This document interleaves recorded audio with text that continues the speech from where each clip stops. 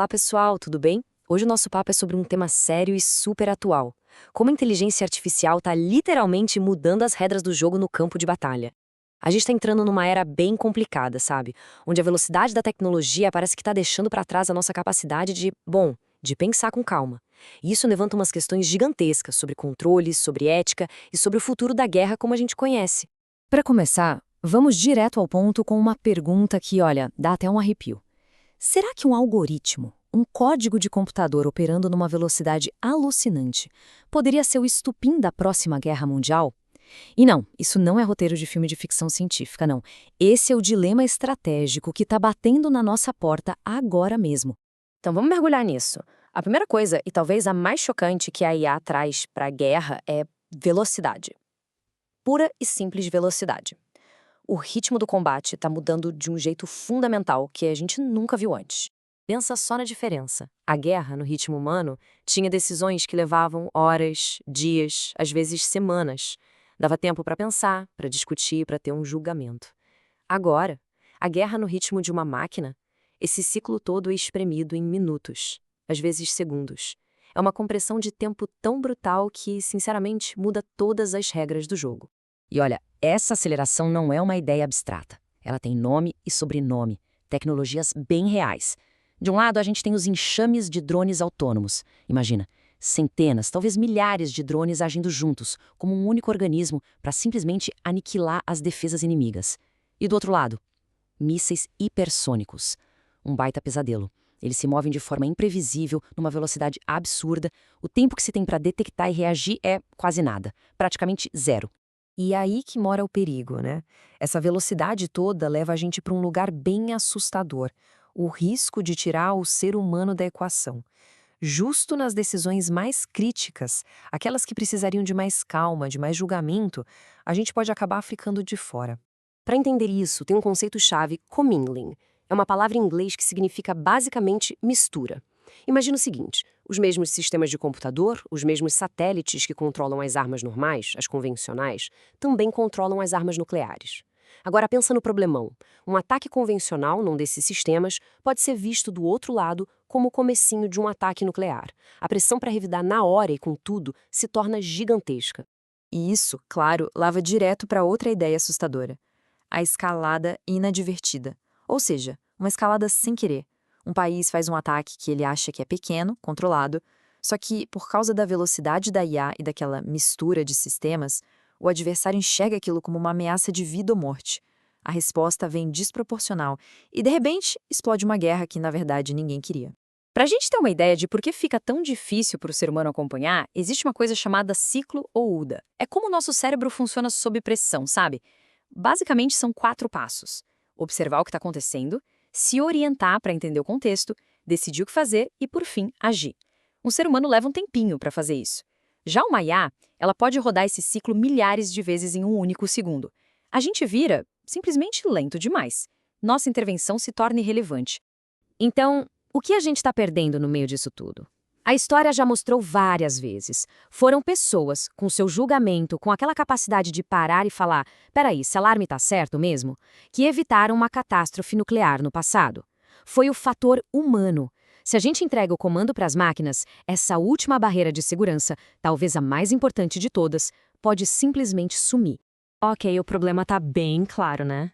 Então vamos dar uma olhada no que a humanidade criou ao longo de séculos para tentar colocar alguma ordem no caos da guerra. É uma espécie de âncora ética, um conjunto de ideias que a gente chama de teoria da guerra justa. Essa teoria se divide em 2 partes principais. A primeira, que tem o nome em latim jus a bellum, pergunta quando é justo começar uma guerra. A segunda, jus in bello, pergunta como se deve lutar de forma justa. E é aqui, nessa segunda parte, no como a gente luta, que a inteligência artificial chega e vira à mesa, desafiando absolutamente tudo. E isso nos traz para o coração do debate. O que acontece quando essa estrutura ética, que tem séculos de idade, dá de cara com a tecnologia do século XXI? É o momento exato em que as regras e os robôs batem de frente. Uma colisão inevitável. A primeira batida acontece num princípio chamado discriminação. A ideia é simples. Na guerra, é preciso diferenciar quem está lutando de quem não está, os civis. A pergunta é, um robô um algoritmo consegue fazer esse tipo de julgamento moral que já é super complexo até para nós? Na prática, o problema é este. A regra é clara. Civis devem ser protegidos. Ponto. Mas a realidade de um enxame de drones voando de forma autônoma, programado para saturar uma área inteira, é que ele talvez nem tenha sido feito para fazer essa distinção. Para o algoritmo, tudo que se move dentro daquela zona de ataque pode ser só um alvo, sem distinção. Agora vamos para o segundo princípio que entra em crise, o da proporcionalidade. A força que se usa tem que ser proporcional ao objetivo militar. Ok, parece lógico, mas como é que se calcula essa proporção quando nem se sabe direito o que está vindo na sua direção? As armas hipersônicas criam uma névoa de incerteza que é total. Primeiro, não se sabe o que tem na ponta do míssil. É uma ogiva convencional ou é nuclear? Impossível saber. Segundo, qual é o alvo? Ele está mirando numa base militar qualquer ou num centro de comando nuclear estratégico? E terceiro, para onde ele está indo? A trajetória dele muda tanto que só dá para saber o destino final nos últimos segundos. Tentar ter uma resposta proporcional no meio de tanta incerteza é, na prática, impossível. Então, para onde a gente vai com tudo isso?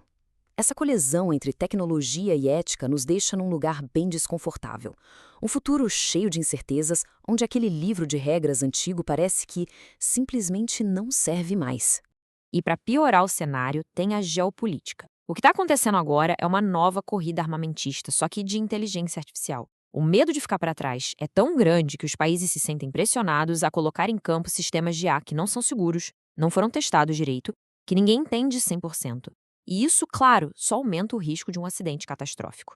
E enquanto a tecnologia corre, do lado humano a coisa complica. Dá uma olhada nesse número. É de uma pesquisa de 2024, no Reino Unido. 38%. Quase 4 em cada 10 pessoas com menos de 40 anos disseram que se recusariam a servir no exército se uma nova guerra mundial estourasse. Uma guerra que talvez seria lutada cada vez mais por máquinas. Isso levanta uma pergunta bem séria. Os sistemas de guerra estão ficando cada vez mais complexos e precisam de gente muito qualificada para supervisionar. Mas e se tiver cada vez menos gente disposta a fazer esse trabalho? Fica a pergunta no ar. Quem vai ficar de olho nas máquinas? E chegamos no dilema final. Historicamente, a escalada de um conflito era algo que dependia de decisões humanas. Eram pessoas que decidiam subir mais um degrau nessa escada perigosa. O problema é que agora a própria tecnologia pode nos empurrar degraus acima, numa velocidade tão grande que talvez a gente nem tenha tempo de pensar em dar um passo para trás. E é com isso que a gente fica. A pergunta que define o nosso tempo. A tecnologia está avançando numa velocidade exponencial. A grande questão para nossa era é: será que a nossa sabedoria, nossas regras e nossa ética conseguirão acompanhar? A resposta para essa pergunta vai definir o futuro dos conflitos. A gente fica por aqui. Obrigado pela companhia